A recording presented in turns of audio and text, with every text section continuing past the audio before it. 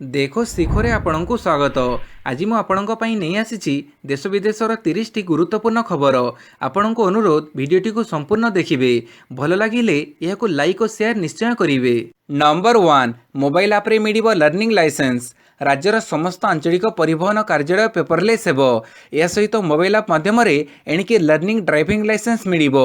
मुख्यमंत्री नवीन पट्टनायक काली राज्य परिवहन प्राधिकरणर 9टी ऑनलाइन सेवा को उद्घाटन करने सह 5टी प्रयास जो राज्यवासी को घरे बसी ऑनलाइन रे सुविधा मिल पारिबो बोली कहिसंती। गाड़ी पंजीकरण आरंभ करी गाड़ी मालिकाना परिवर्तन और मोबाइल आप रे लर्निंग लाइसेंस भली 9टी सेवा ऑनलाइन रे उपलब्ध हेबो बोली कहिसंती। ओडिशा प्रथम राज्य भाव लर्निंग लाइसेंस पई मोबाइल आप जारी करिछि। एई आप मध्य जातीय ई गवर्नेंस डिविजन रो मोबाइल आप प्लेटफॉर्म उमंग रे उपलब्ध हेबो। एभली पदक्षेप जोगु लोकंक मध्य बड़ आशा संचार हेबो बोली मुख्यमंत्री कहिसंती। नंबर 2 मैट्रिक परीक्षा पई फॉर्म पूरण अवधि बढ़िला। चलित वर्ष हेबाकुथिबा मैट्रिक परीक्षा पई फॉर्म पूरण अवधि को बढ़ाई दिया जाइछि। माध्यमिक शिक्षा परिषद पक्षरु एही सूचना दिया जाइछि। नुआ निर्देशनामा अनुसार छात्र छात्रीक पई 12 तारिख मध्यरात्र जाए फॉर्म पूरण अवधि को बढ़ा जाइछि। जदि कोनोसी पिला फॉर्म पूरण करि नथिबे ताहेले अनुष्ठान रो मुख्य सेमानक पई सही कार्य करि परिबे। एथर मे 3 तारिख रु परीक्षा आरंभ हेबो। नंबर 3 फेब्रुआरी 18 कृषकों देशव्यापी 4 घंटिया रेड रोको। केन्द्रर 3टी कृषि आईन प्रत्याहार दाबी आंदोलन चलैथिबा कृषक मानकर आंदोलन थमिबा परिवर्ते आहुरी जोरदार हेबाकु जाउछि। आसंता फेब्रुआरी 18 कृषक माने देशव्यापी 4 घंटिया रेड रोको करिबे बोली काली विलंबित संध्यारे घोषणा करिसंती। प्रधानमंत्री नरेंद्र मोदी बुधवार लोकसभा भाषण देवा अवसर में विरोध प्रदर्शन करुथुबा चाषी को आलोचना आरंभ करिबा पई आसिबाकु निवेदन करिबार किछि समय परे आंदोलनरत चाषी नेता माने एही घोषणा करिसंती। नंबर 4 महामारी समय विदेशरू भद्रक फेरंत संगरोध प्रोत्साहन राशि पाइबारु वंचित। महामारी समय विदेशरू फेरिथिबा लोक सरकारक पाखरे पंजीकरण करी 14 दिन संगरोध रे रहिले नवीन सरकार 15,000 टंका प्रोत्साहन राशि देबे बोली घोषणा करिथिले। एथिपई विधिवत विज्ञप्ति मध्ये प्रकाश पाइथिला। महामारी समय भद्रक रु विदेशरू 30 रु 40 जन लोक फेरिथिले। सेमाने पंजीकरण करी संगरोध रे मध्ये रहिथिले किंतु सेमाने एपर्यंत एही टंका पाइ नाहंती। अन्य जिल्लार विदेश फेरंता माने ई सहायता पाइ सारिसंती किंतु आज को 1 वर्ष पूर्व को बसीथिले मध्य भद्रकर लोक माने सरकारक तरफरु एही प्रोत्साहन राशि पाइ नाहंती। किछि लोक एही टंका पाइबा पई म्युनिसिपालिटी जिलापालक कार्यालय डीआरडी ऑफिस दौड़ी दौड़ी हिनस्थ होई गलेनी किंतु कोनसी सुफल मिलु नाही। तेबे एही टंका कुआडे गला कहा पाखरे उत्तर नाही। विदेश फेरंतांक एही प्रोत्साहन राशि आत्मसात होईछि कि नाही सरकार एहार तदंत करिबो उचित। पाणीपाग सूचना 24 घंटा पर शीत कमिबो। राज्यर विभिन्न स्थान में सर्वनिम्न तापमात्रा कमिबा जोगु शीतलहरी लगी रही। तेबे आसंता 24 घंटा मध्य सर्वनिम्न तापमात्रा रे कोनसी परिवर्तन हेबार संभावना नाही। परवर्ती समय राज्य सर्वाधिक सर्वनिम्न तापमात्रा वृद्धि पाइबारे प्राय 3 रु 4 डिग्री तापमात्रा बढ़िबो। एही समय शीत प्रकोप कमिबो बोली पाणीपाग केन्द्र पक्षरु पूर्वानुमान करा जायछि। गुरुवार ठारू राज्यर विभिन्न स्थान में 3 दिन पर्यंत कुहुड़ी दृश्यमान हेबार संभावना रही। प्रथम दिन भद्रक केन्द्रापड़ा जगतसिंहपुर कटक नयगढ़ खोर्धा कंधमाल और गंजाम जिले में कुहुड़ी अनुभूत हेबो बोली पाणीपाग केन्द्र पक्षरु आकलन करा जायछि। नंबर 6 पांगोंग हृद कूलू सैन्य प्रत्याहार आरंभ कले भारत चीन। पांगोंग हृदर उत्तर और दक्षिण कूलू भारत और चीन सैन्य प्रत्याहार आरंभ करिसेंति बोली चीन प्रतिरक्षा मंत्रालय मुखपात्र बुधवार अपराह्न रे कहिसेंति। तेबे चीन प्रतिरक्षा मंत्रालय मुखपात्र कर्नेल वू कियानक विवृत्ति उपरे भारत एपर्यंत कोनोसी प्रतिक्रिया देई नाही किंबा चीन प्रतिरक्षा मंत्रालयर एक विवृत्ति को अस्वीकार मध्य करि नाही। चीन प्रतिरक्षा मुखपात्र सीनियर कर्नेल वू कियान एक लिखित विवृत्ति रे कहिसेंति जे पांगोंग हृदर दक्षिण और उत्तर कूଳରେ थिबा चीन और भारतीय फ्रंटलाइन सैन्य मानकर प्रत्याहार आरंभ होईछि। नंबर 7 श्रम मंत्रालय आणुछि नुआ आईन सप्ताह 4 दिन काम 3 दिन छुट्टी। केन्द्र श्रम नियोजन मंत्रालय नुआ श्रम आईन आनिबाकु जाउछि। एथिपई चिठा नियम प्रस्तुत करा जाइछि। चिठा नियमर व्यवस्था अनुसार जड़े श्रमिक सप्ताह 4 दिन काम करिबो और 3 दिन छुट्टी पाइबो। तेबे काम करिबार दिन संख्या ह्रास हेले मध्य कामर समय ह्रास हेबो नाही। श्रमिक माने दिन को 8 घंटा परिवर्ते 12 घंटा काम करिवे। एबे जड़े श्रमिक दिन को 8 घंटा हिसाब रे सप्ताह को 48 घंटा काम करुछि। तेणु दिन को 12 घंटा हिसाब रे से 48 घंटा काम करिवो। श्रम सचिव अपूर्व चंद्र कहिसंति जे चिठा आईन अनुसार कंपनी गुड़िक श्रमिकों को सप्ताह 3 दिन दरमा सहित छुट्टी प्रदान करेंगे। यह सहित मुख्य आईन रे प्रत्येक कर्मचारी को राज्य स्वास्थ्य बीमा अधीन रे मागणा स्वास्थ्य परीक्षा कराजिवो। सेहीपरि प्रधानमंत्री सुरक्षा बीमा योजना अधीन रे 1 वर्ष पई मागणा दुर्घटना बीमा दियाजिवो। तेबे एही नियम को कर्मचारी किंबा नियुक्तिदातांक पई बाध्यतामूलक कराजिवो नाही। नंबर 8 7.7 तीव्रतार भूकंप झटका न्यूजीलैंड ऑस्ट्रेलिया रे सुनामी अलर्ट। दक्षिण प्रशांत महासागर में शक्तिशाली भूकंप झटका अनुभूत होइछि। रिएक्टर स्केल रे भूकंपर तीव्रता 7.7 थिबारु न्यूजीलैंड, ऑस्ट्रेलिया और इंडोनेशिया रे सुनामी अलर्ट जारी कर जाइछि। लोकंकु समुद्र कूल निकटकू जीवाकू बारण कर जाइछि। प्रशांत महासागर लयालिटी द्वीपपुंज रे भूकंपर सबुठारु बड़ झटका अनुभूत होइथिले हें न्यूजीलैंड ठारू इंडोनेशिया जाए एहाकू लोकमाने अनुभव करिसेंति। नंबर 9 आईएनएस विराट को भांगिबो परे रोक लगेले सुप्रीमकोर्ट। भारतीय नौसेनारू सेवानिवृत्त युद्ध जहाज आईएनएस विराट को भांगिबो परे रोक लगेइछंती सुप्रीमकोर्ट। ए संपर्कित आवेदनर शुणाणी करी जहाज भांगिबो बंद रखिबाकू निर्देश देइछंती कोर्ट। यासह जहाज किनिथिबा संस्था को कोर्ट नोटिस देइछंती। गोटे संस्था आईएनएस विराट को किनिबा परे भांगिबा लागि गुजरात आलंग शिपयार्ड रे रहिछि। तेबे एहाकू नै गोटे संग्रहालय और बहुमुखी एडवेंचर केन्द्र करिबा लागि अन्य एक संस्था इच्छा प्रकाश करिथिला। ए बाबदरे जहाज किनिथिबा संस्था को 100 कोटी टंका देबाकू मध्य जाचिथिले, हेले किनिथिबा कंपनी एहाकू ग्रहण करिनथिले। एणु संग्रहालय करिबाकू थिबा कंपनी सुप्रीमकोर्टको द्वारस्थ होइथिला। नंबर 10 आज उद्घाटन हेब हिंजिड़ीकाटूर बहु प्रकल्प। बहु प्रतीक्षार अंत घटई आज उद्घाटन हेब हिंजिड़ीकाटूर बहु प्रकल्प।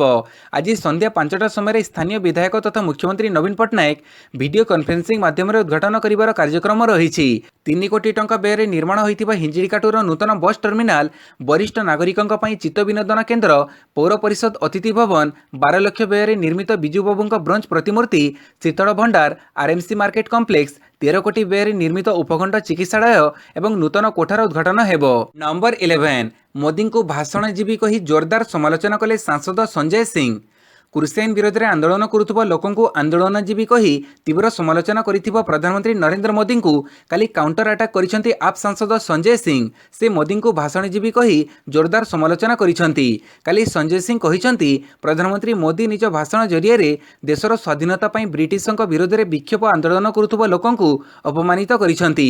प्रधानमंत्री व्यवहार करिथिबा आंदोलनजीवी शब्द को तीव्र नापसंद करी राज्यसभा सांसद संजय सिंह आहुरी कहिसेंती प्रधानमंत्री पदर मर्यादा रक्षा करी मोदी एभली शब्दर प्रयोग करिबार नथिला। जेतेबेले 1975 रे जरूरीकालीन परिस्थिति लागू हैला सेतेबेले विक्षोभ करी एकाधिक बीजेपी नेता जेल जाइथिले।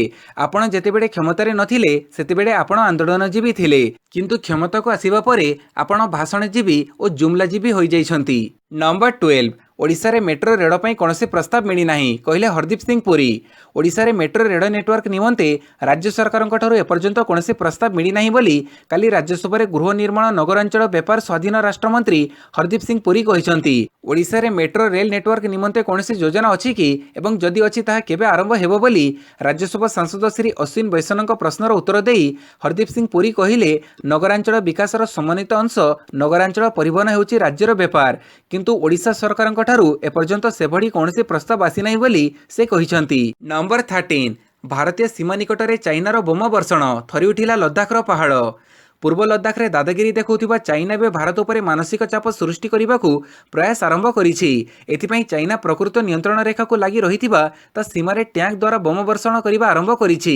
चाइनार एपरी बोमा वर्षण जोगु लद्दाख रे थिबा पहाड़ गुड़िक थरी उठिछि।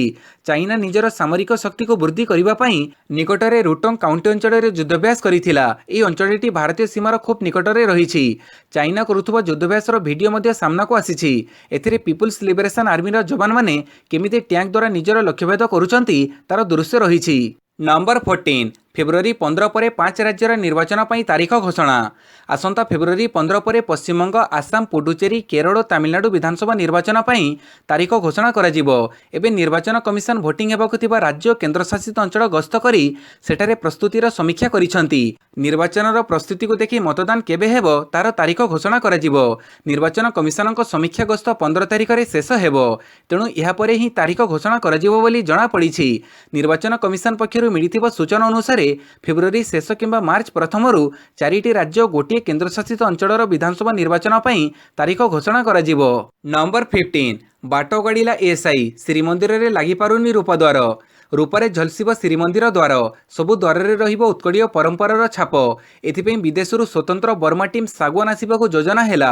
मुंबईर जैनिक दाता ए बाबद समस्त रूप दान सूत्र रे देबे बोली स्थिर हेला। एथिपई अनेक सुनारी को भी नहीं घन घन बैठक बसिला, जहाको नहीं उक्त सेवायतों भितर उत्कंठा भी बढ़ीथिला। एते सबु परे भी आगे पारुनी काम।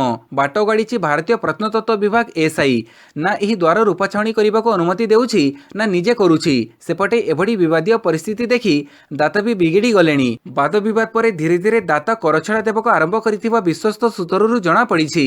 ନମ୍ବର 16 ଗୋପବନ୍ଧୁ ଭବନକୁ ଐତିହ୍ୟ ମାନ୍ୟତା ଦାବିରେ କଂଗ୍ରେସର ପଦଯାତ୍ରା। ବାରିପଦା ସହରରେ ଥିବା ଉତ୍କଳମଣି ଗୋପବନ୍ଧୁ ଦାସଙ୍କ ବାସଭବନକୁ ଐତିହାସିକ ସ୍ଥଳର ମାନ୍ୟତା ପ୍ରଦାନ ସହିତ ଗୋପବନ୍ଧୁଙ୍କ ଜୀବନୀ ଓ ବାରିପଦା ରହଣି ସମୟରେ ବିଭିନ୍ନ କାର୍ଯ୍ୟକ୍ରମ ଘଟଣାବଳୀ ଦସ୍ତାବିଜ ଚିଠିପତ୍ର ଆଦିକୁ ନେଇ ଏକ ସଂଗ୍ରହାଳୟ ପ୍ରତିଷ୍ଠା ଦାବି କରିଛି କଂଗ୍ରେସ। ଏଥିସହିତ ଗୋପବନ୍ଧୁ ଭବନ ପରିସରରେ ପୂର୍ବରୁ ପାଠାଗାରକୁ ପୁନରୁଦ୍ଧାର କରାଯାଇ ଏକ ଅତ୍ୟାଧୁନିକ ପାଠାଗାର ପ୍ରତିଷ୍ଠା ଆଦି 3 ଦଫା ଦାବିରେ କାଲି ଜିଲ୍ଲା କଂଗ୍ରେସ ପକ୍ଷରୁ ସ୍ଥାନୀୟ ଗୋପବନ୍ଧୁ ଭବନ ସମ୍ମୁଖରୁ ଏକ ପଦଯାତ୍ରା ବାହାରି ଜିଲ୍ଲାପାଳଙ୍କ କାର୍ଯ୍ୟାଳୟ ସମ୍ମୁଖରେ ପହଞ୍ଚିଥିଲା।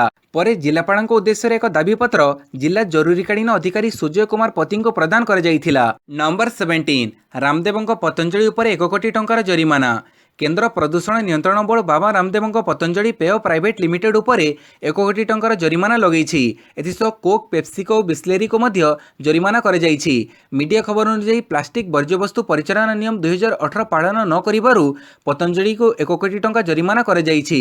ଏହାର ଜବାବ ଦେବାକୁ ସିପିସିବି କମ୍ପାନୀକୁ 15 ଦିନ ସମୟ ଦେଇଛି। ପତଞ୍ଜଳି ମୁଖପାତ୍ର ଏସ୍କେ ତିଜରିୱାଲା ଏହି ମାମଲାରେ କୌଣସି ମନ୍ତବ୍ୟ ଗଣମାଧ୍ୟମକୁ ଦେବାକୁ ମନା କରିଦେଇଛନ୍ତି। ଏହା ବ୍ୟତୀତ ସରକାରୀ ସଂସ୍ଥାକୁ ପ୍ଲାଷ୍ଟିକ୍ ବର୍ଜ୍ୟବସ୍ତୁ ନିଷ୍କାସନ ଏବଂ ସଂଗ୍ରହ ବିଷୟରେ ସୂଚନା ନ ଦେଇଥିବାରୁ କୋକ୍, ପେପ୍ସିକୋ ଏବଂ ବିସ୍ଲେରୀ ଉପରେ ଜରିମାନା ଲାଗୁ କରାଯାଇଛି। ନମ୍ବର 18 ଦେଶରେ ସ୍ଥାପିତ ହେବ 420 ଇ ହସ୍ପିଟାଲ। ଦେଶରେ ଡିଜିଟାଲ ଇଣ୍ଡିଆ ପ୍ରୟାସ ଅନ୍ତର୍ଗତ 420 ଇ ହସ୍ପିଟାଲ ସ୍ଥାପନ କରାଯିବ। କେନ୍ଦ୍ର ସରକାରଙ୍କ ଯୋଜନା ମାଧ୍ୟମରେ ଏହା ପରିଚାଳିତ ହେବ ବୋଲି ସୂଚନା ପ୍ରଯୁକ୍ତି ମନ୍ତ୍ରୀ ରବିଶଙ୍କର ପ୍ରସାଦ ବୁଧବାର ପ୍ରକାଶ କରିଛନ୍ତି।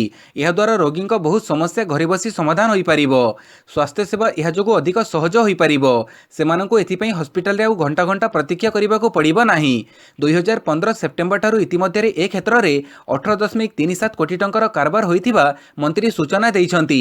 ଡାକ୍ତର ସିଧାସଳଖ ରୋଗୀଙ୍କ ସହିତ ଡିଜିଟାଲ ପ୍ଲାଟଫର୍ମରେ ଯୋଡ଼ି ହୋଇପାରୁଥିବା ସେ କହିଛନ୍ତି। ନମ୍ବର 19 18 ଫେବୃଆରୀରୁ ଆରମ୍ଭ ହୋଇଯିବ ନର୍ସରୀ ପ୍ରବେଶ ପରୀକ୍ଷା। ଦିଲ୍ଲୀ ସରକାର ବିଦ୍ୟାଳୟ ଖୋଲିବା ସହିତ ନର୍ସରୀ ପ୍ରବେଶ ପରୀକ୍ଷା ତାରିଖ ମଧ୍ୟ ଘୋଷଣା କରିଛନ୍ତି। ଚଳିତ ଥର ସରକାରୀ ବିଦ୍ୟାଳୟରେ ପ୍ରବେଶ ପ୍ରକ୍ରିୟା ଉଭୟ ଅନଲାଇନ୍ ଓ ଅଫଲାଇନ୍ରେ ହେବ। ଦିଲ୍ଲୀ ଶିକ୍ଷା ନିର୍ଦ୍ଦେଶାଳୟ ଅନୁଯାୟୀ ନର୍ସରୀରେ ପ୍ରବେଶ ପରୀକ୍ଷା ଫେବୃଆରୀ 18ରୁ ଆରମ୍ଭ ହେବ। ନିଶ୍ଚିତ ହୋଇଥିବା କାର୍ଯ୍ୟକ୍ରମ ଅନୁଯାୟୀ ଚଳିତ ବର୍ଷ ଘରୋଇ ବିଦ୍ୟାଳୟରେ ପ୍ରବେଶ ସମ୍ପୂର୍ଣ୍ଣ ଅନଲାଇନ୍ରେ ହେବ। ସେହିପରି ସରକାରୀ ବିଦ୍ୟାଳୟରେ ଉଭୟ ଅନଲାଇନ୍ ଓ ଅଫଲାଇନ୍ରେ ହେବ।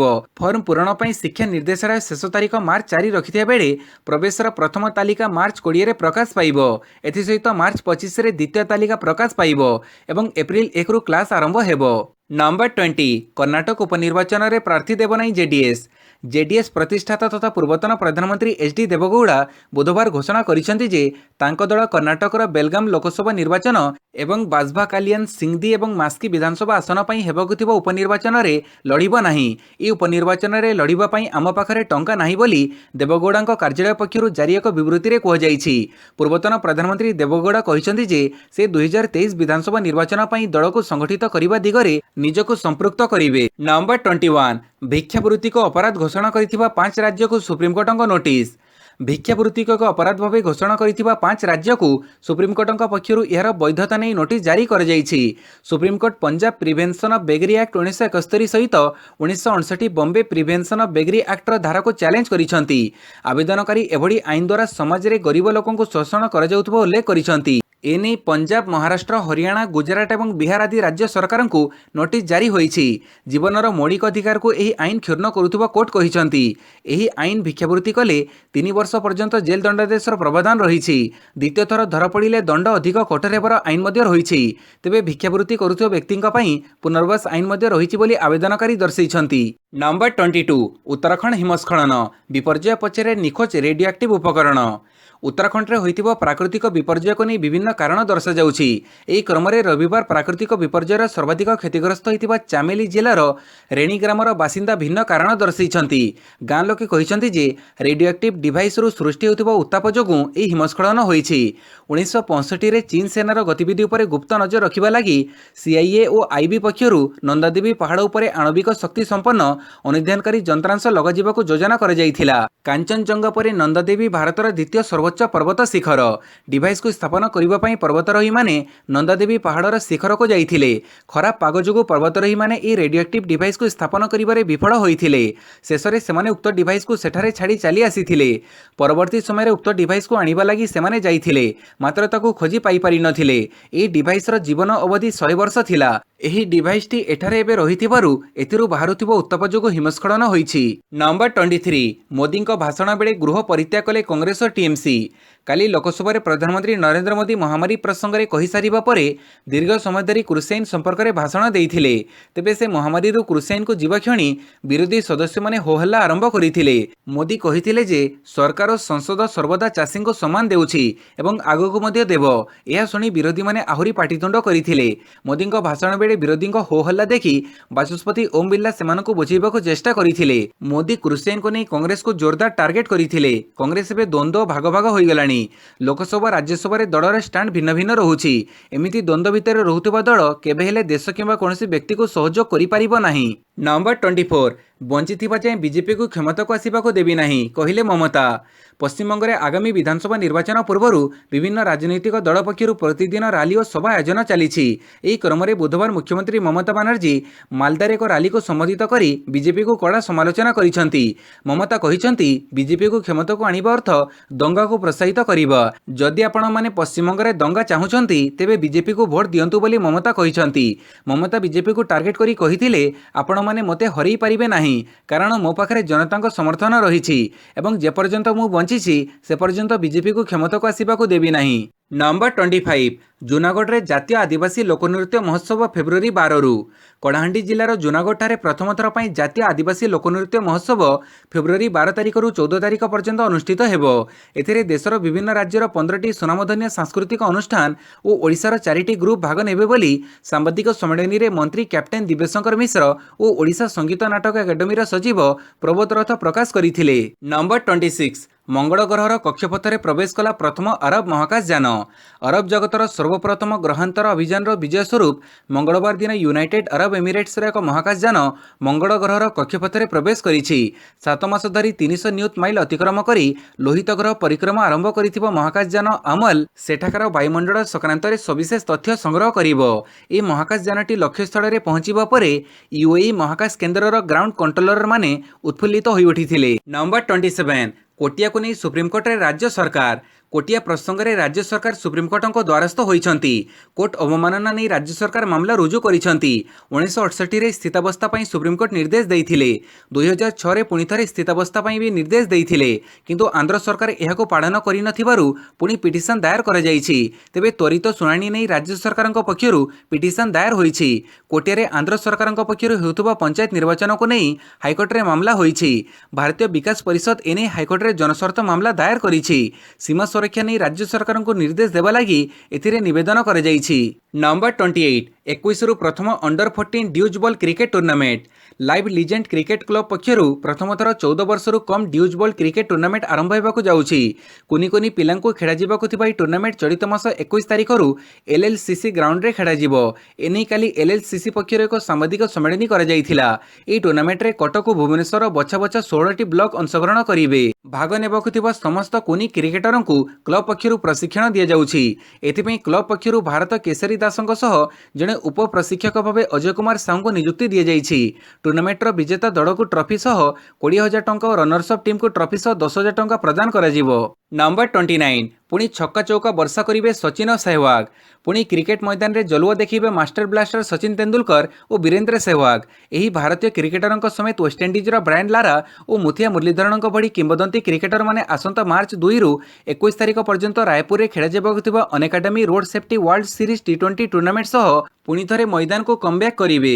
ରାୟପୁରର 65,000 ଦର୍ଶକଙ୍କ କ୍ଷମତା ବିଶିଷ୍ଟ ନବନିର୍ମିତ ଶହୀଦ ବୀର ନାରାୟଣ ସିଂ ଅନ୍ତର୍ଜାତୀୟ ଷ୍ଟାଡିୟମରେ ଏଥର ସବୁ ମ୍ୟାଚ୍ ଖେଳାଯିବ। ନମ୍ବର 30 ନଭେମ୍ବର 2017 ପରେ ପ୍ରଥମ ଥର ବିରାଟକୁ ପଛରେ ପକାଇଲେ ରୁଟ୍। ଭାରତ ବିପକ୍ଷ ଚେନ୍ନାଇ ଟେଷ୍ଟରେ ରେକର୍ଡ ବ୍ରେକିଂ ଇନିଂସ ଖେଳିଥିବା ଇଂଲିଶ ଟିମ୍ର ଅଧିନାୟକ ଜୋ ରୁଟ୍ ବଡ଼ ସଫଳତା ହାସଲ କରିଛନ୍ତି। ଭାରତ ବିପକ୍ଷରେ ଦ୍ୱିଶତକ ହାସଲ କରିଥିବା ରୁଟ୍ 2017 ମସିହା ନଭେମ୍ବର ମାସ ପରେ ପ୍ରଥମ ଥର ପାଇଁ ଟିମ୍ ଇଣ୍ଡିଆର ଅଧିନାୟକ ବିରାଟ କୋହଲିଙ୍କୁ ଆଇସିସି ଟେଷ୍ଟ ବ୍ୟାଟିଂ ର୍ୟାଙ୍କରେ ପଛରେ ପକାଇ ଦେଇଛନ୍ତି। ରୁଟ୍ ତୃତୀୟ ସ୍ଥାନକୁ ଉଠିଥିବା ବେଳେ 1 ନମ୍ବର ସ୍ଥାନରେ ଥିବା କେନ୍ ୱିଲିୟମସନଙ୍କ ଠାରୁ 36 ପଏଣ୍ଟ ଓ ଦ୍ୱିତୀୟ ସ୍ଥାନରେ ଥିବା ଷ୍ଟିଭ୍ ସ୍ମିଥଙ୍କ ଠାରୁ 8 ପଏଣ୍ଟ ପଛରେ ରହିଛନ୍ତି। ସେହିପରି ଅଷ୍ଟ୍ରେଲିଆର ମାନର୍ସ ଲାବୁସେନ ଚତୁର୍ଥ ଓ ବିରାଟ କୋହଲି 852 ପଏଣ୍ଟ ସହ ବ୍ୟାଟିଂ ତାଲିକାର ପଞ୍ଚମ ସ୍ଥାନକୁ ଖସି ଯାଇଛନ୍ତି। ଭିଡିଓଟିକୁ ସମ୍ପୂର୍ଣ୍ଣ ଦେଖିଥିବାରୁ ବହୁତ ବହୁତ ଧନ୍ୟବାଦ।